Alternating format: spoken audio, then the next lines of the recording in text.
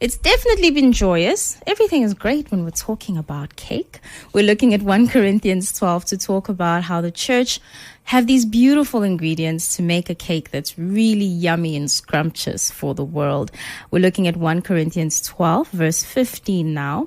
And it says, "Now if the foot should say, 'Because I'm not a hand, I do not belong to the body,' it would not for that reason stop being part of the body."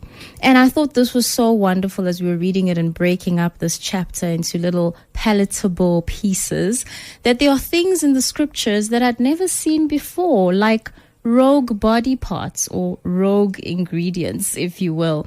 And it made me think of, and we've all been there. We've all experienced things within the body. Nobody's perfect, and that's why we need so much grace with one another as well. But we've all gone through something with our fellow man where we've said, you know what, I'm just taking myself out of this thing because this is ridiculous, or whatever the case may be.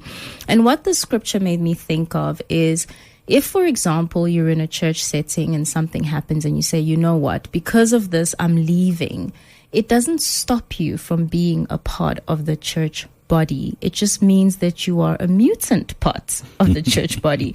You're still there according to scripture, just because the hand says, I don't want to be here anymore, doesn't mean it doesn't belong to the body.